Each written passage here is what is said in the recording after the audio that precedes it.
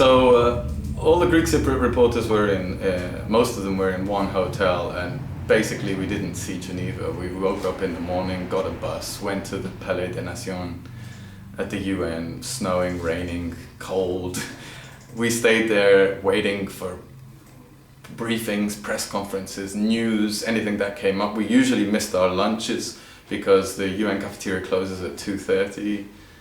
I think my highlight was making it once for lunch and seeing a peacock outside in the park of the Palais, just hanging out, chilling on the grass. Chilling. Yeah. Well, we weren't allowed in the room, so we were in a huge press room, which was very noisy. It was a bit chaotic. You had dozens and dozens of people there.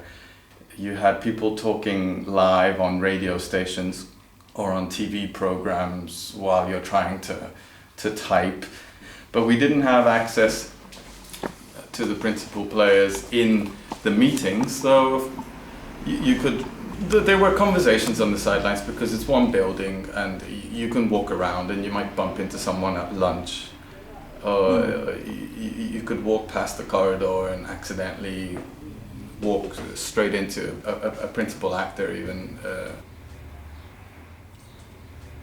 The party leaders stayed in the hotel. They didn't go to the UN building? The only time, as far as I know, the party leaders went to the building was for the reception after the morning session of the international conference, which I believe 4 out of the 7 party leaders refused to go to. So in the end it was only the leaders of GLDC and Citizens Alliance who actually turned up at the reception.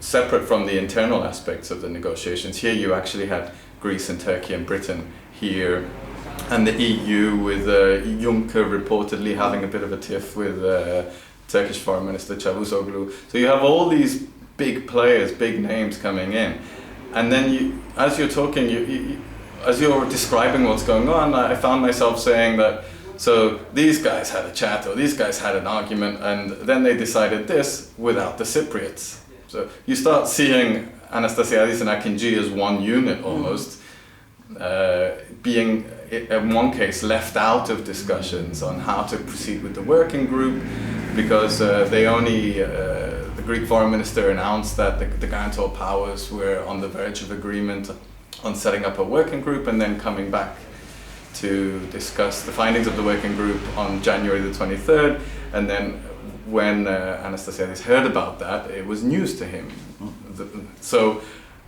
And it wasn't just him. Akinci, they weren't consulted on that.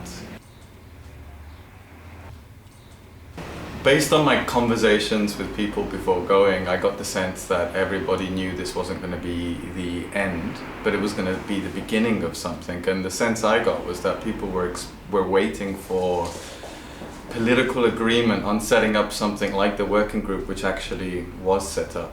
My understanding is that the conclusion reached was the one that they were expecting to reach. It just could have happened a bit earlier. The socializing took place during work, and because everyone was in the same boat, it was a very nice feeling actually.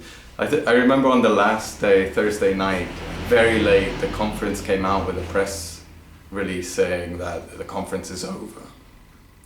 You see, what happened usually was once the talks finished, the UN would close the press room and you'd have to get out. But the hour was such that if I didn't write the story there and then, by the time I got on the bus and back to the hotel, the newspaper would have closed and I wouldn't have been able to file on time. So I told the lovely Rihanna, who was responsible for all of us journalists, she works for the PIO, to just go on ahead without me and I will stay and write the story at the press room. And she said, but what if they close it? And then you won't be able to, or how will you get home?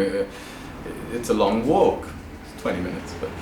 So I said, no, just go. I don't want the pressure of a whole bus of Cypriot journalists waiting for me. So she said, no, we're going to wait for you in the bus. And they did. They waited until it got late. And then she called and said, are you finished? I said, please just go. She said, we're not going, it's raining.